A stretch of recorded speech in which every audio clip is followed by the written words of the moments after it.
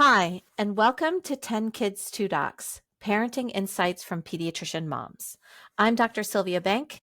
And I'm Dr. Vivian Carlin. Welcome back. Welcome back.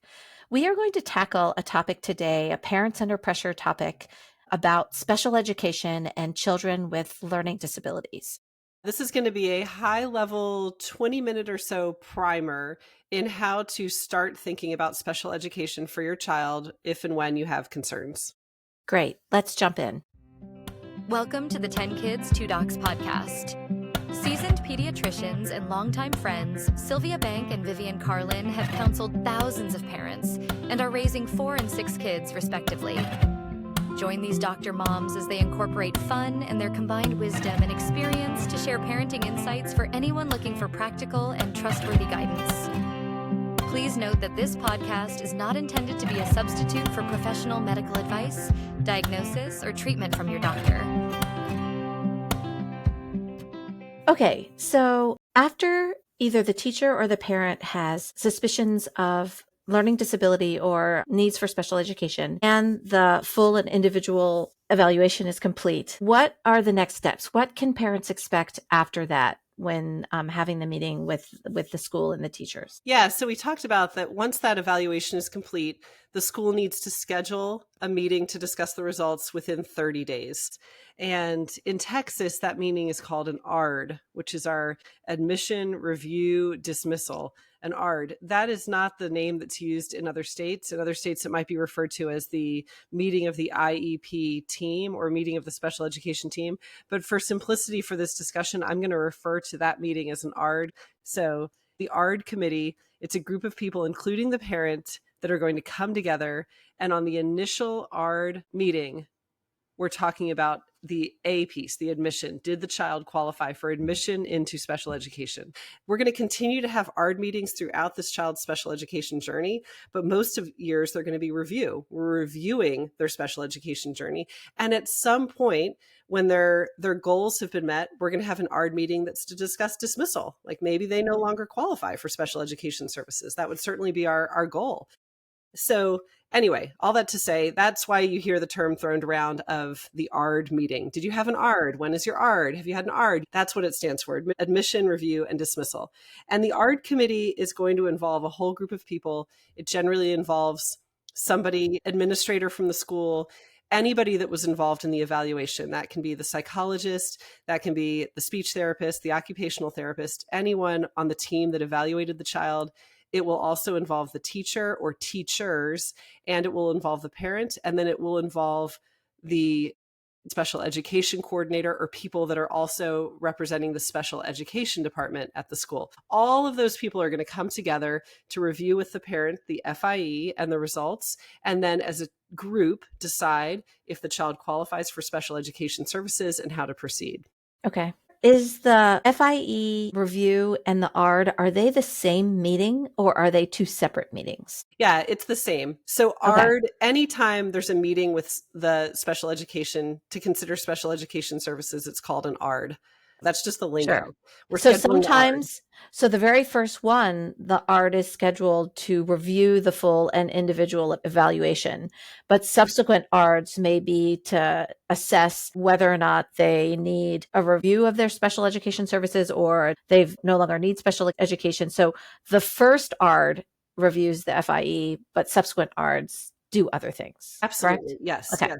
Once a child's enrolled in special education, they're going to have regular meetings at least once a year where that group of people, not the psychologists, not the people that did the testing, but the teachers, the special education department, the parents are going to sit down, go over all of the ways this child is getting services for their learning disability in this case, and decide if anything needs to be changed. So this meeting is going to be a regular occurrence in this child's education.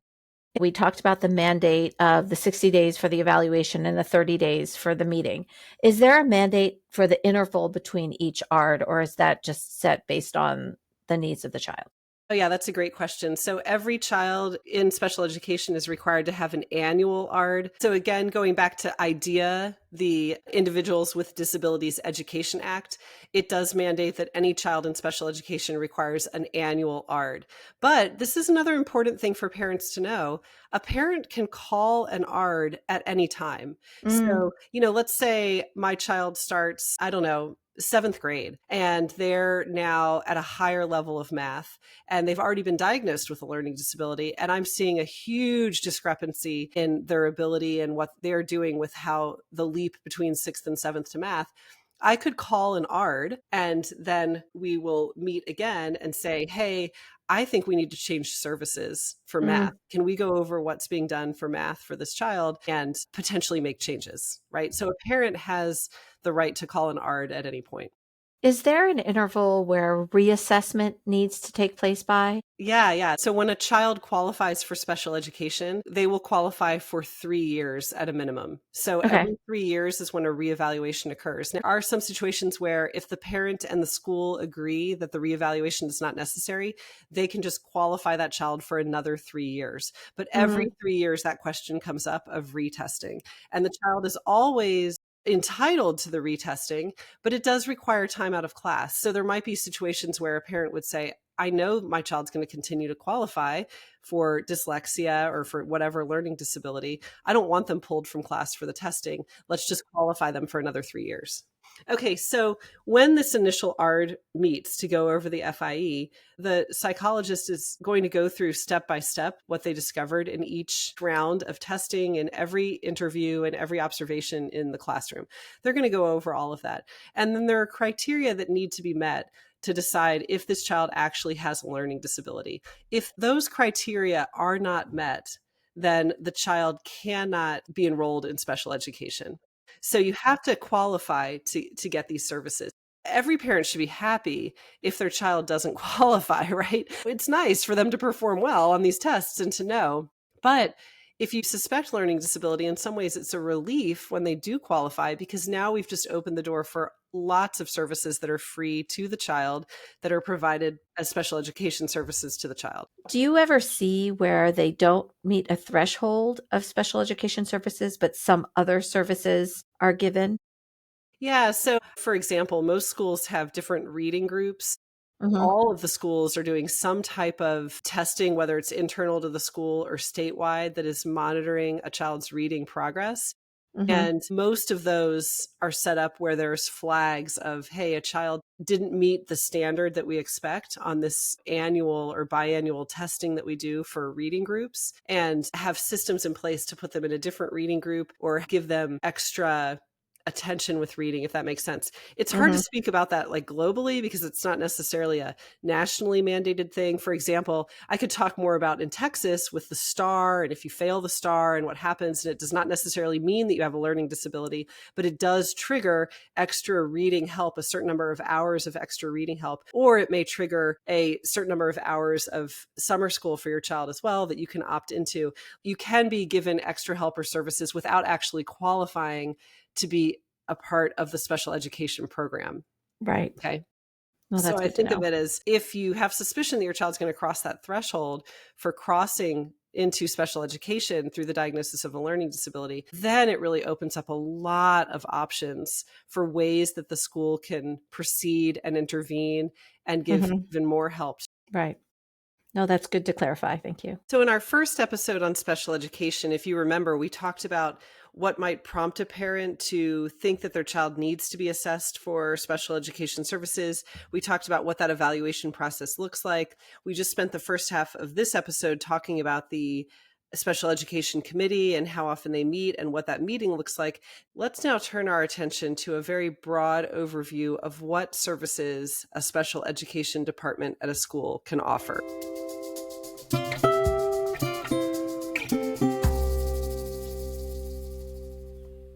So there are two different types of plans. One of them is a 504 and one of them is an IEP. Have you heard these terms, Sylvia? I have heard these terms before. Yeah. Yes. Okay. And it's, again, I feel like the names are very confusing. So 504 is named such because it's actually referring to Section 504 of an act that was passed back in the 70s, which just provides civil rights protections to all individuals with disabilities and programs that receive federal funding, which includes public schools. So you could have a child, for example, with a diagnosis of ADHD that does not qualify as special education, but does need services or modifications in the classroom, and then they have a 504.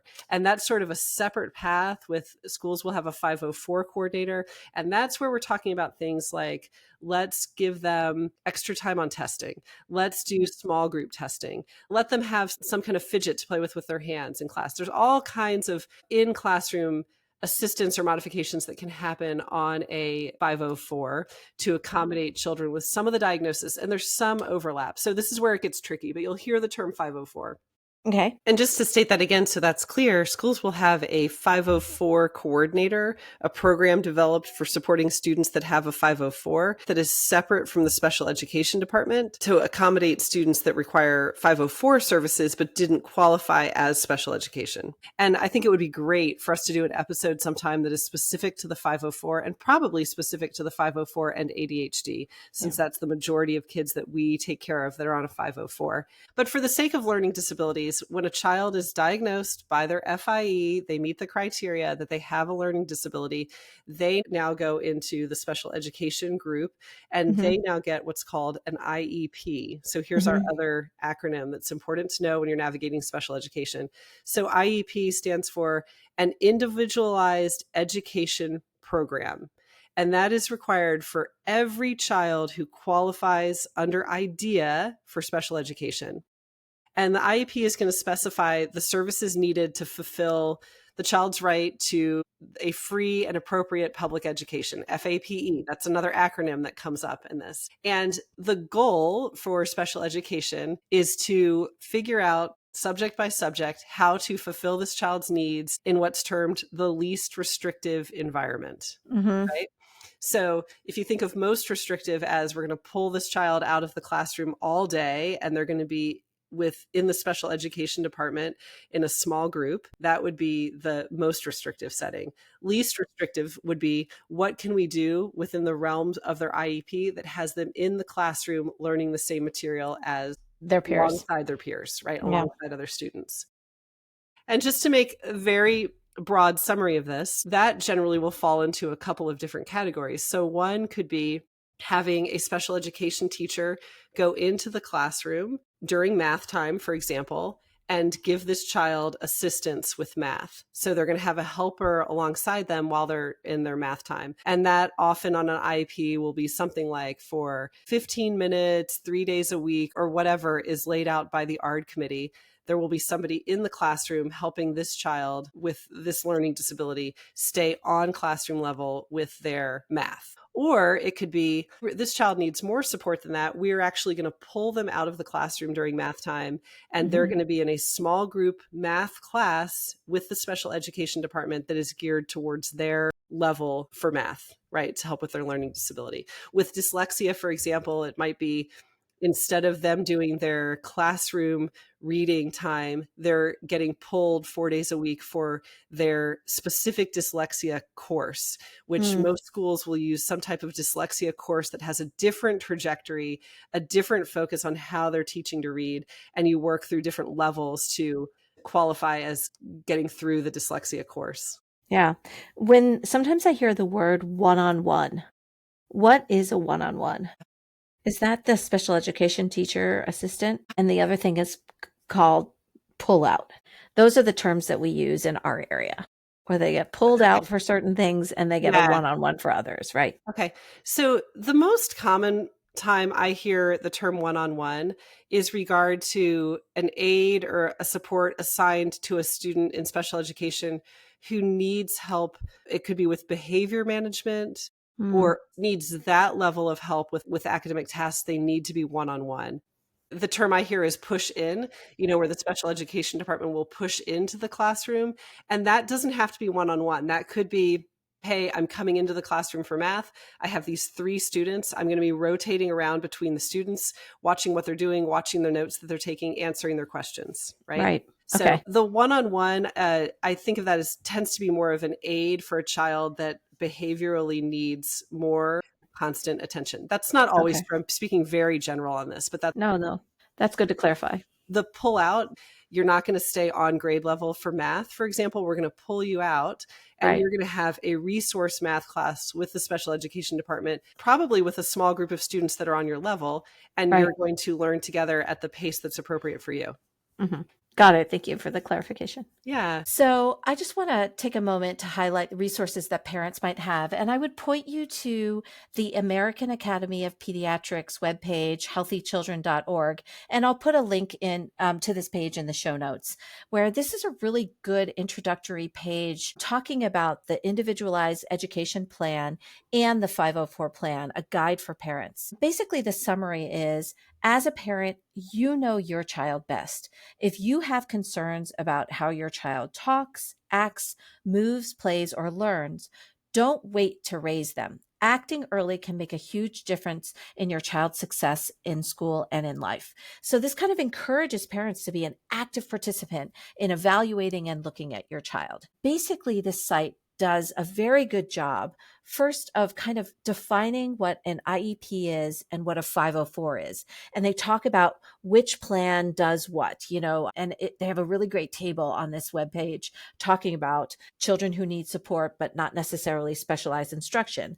That's not an IEP, that's a 504. So they kind of have this table that really goes through a lot of those details that help make it clear to parents who are trying to advocate for your kids. What does my child need right now? They define that process of IEP, how to request an IEP or a 504, how to go about meeting with the school administrator, teachers, and school psychologists, and what that is in an IEP.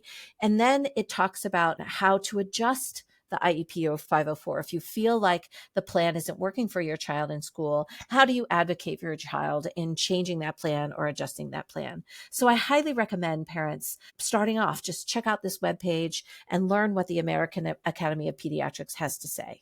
Yeah, that's a really good resource to point out. It kind of gives you in writing a lot of the things that we've just talked about. Yeah. So I like pointing parents to that as well. Yeah. So when I think about some concluding points, again, I apologize. This is really just the tip of the iceberg. This can be very overwhelming for parents, although it is much nicer to have the 20 minutes instead of the 2 minutes in the office to kind of go over this. But the first point I would make is, we alluded to this in the beginning, I would never turn down services that my child qualified for. If the teacher thinks that they need to be tested, I would absolutely jump on it, because all it can do is open up more doors for options for what that child can do. It then gives you a lot of flexibility as the parent as you're going into these ARDs. We talked about this regular meeting to say, hey, I would really like my child to get more in-classroom help for math, or to be pulled for math, or I keep using math as an example because it's a little bit more concrete. But it just allows you as the parent, if they qualify, it allows you as the parent to be present at the table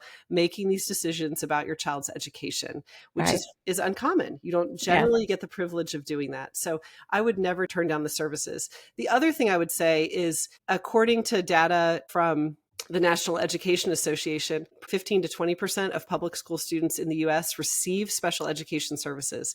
So this is not the one child in the classroom who is labeled as the special ed kid, right? This is very common. That's 1 in 6, 1 in 5.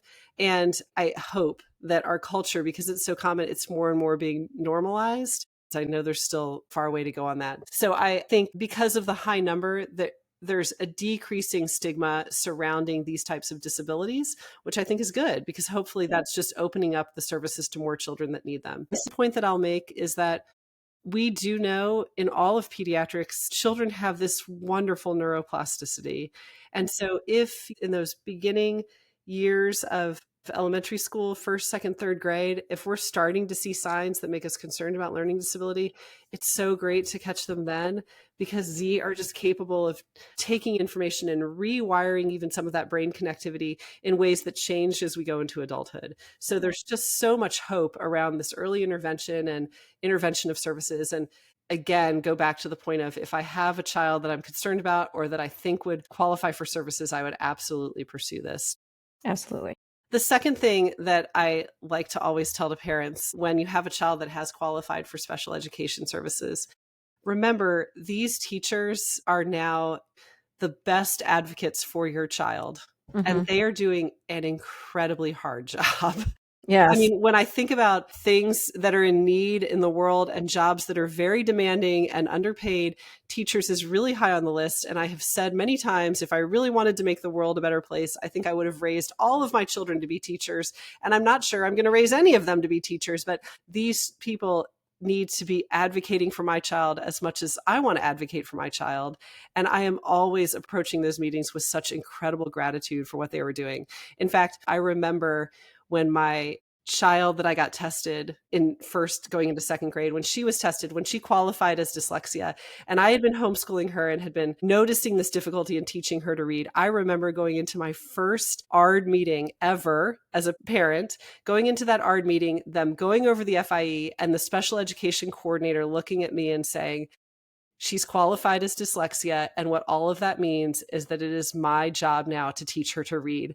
And I literally was ready to burst into tears and hug that woman because I had been trying so hard and I didn't have the tools to do it. And I was having such a hard time doing it. So that thought of passing that torch to somebody else who can now advocate for my child in a very informed way, who actually knows what they're doing, was just the best feeling in the world as a parent. So I just cannot say it enough. Please, please, please respect that these teachers are working every year with less staff and more demands, and they have a very, very hard job. So I always like to remind them of that when I go into an ARD. Yeah. No, this has been such a great introduction to special education information for parents on where to begin and what does this all mean. So I really appreciate you sharing your personal story and experience today. Yeah. And at the end of the day, my two with dyslexia have now been years into their services at school. They're both really great readers on grade level. And what is even more important to me than that, though, is that they both actually choose to read as a hobby. And I think kids obviously are very much at risk of being very frustrated by reading and always being told that they're not good at it and everything reinforcing that they're not good at it. And to get to that point where they enjoy reading enough to choose it to do on their own as a parent is just, I'm just very thankful to the teachers and the services they received. Having dyslexic children enjoy reading, that's a testament to the special educators, right? Yeah. This has been a really enlightening discussion for me, and I think it will help me offer better care to the patients that I see in my practice. So thank you, Vivian. This is 10 Kids, 2 Docs. I'm Dr. Sylvia Bank. And I'm Dr. Vivian Carlin. We'll see you next time. See you next time. Thank you for listening to 10 Kids, 2 Docs, hosted and created by Sylvia Bank and Vivian Carlin. If you enjoyed this episode, please subscribe and recommend our podcast to other listeners. Visit our website at 10kids2docs.com, where you can find links to social media and leave comments or suggestions. Back next week with more topics in parenting.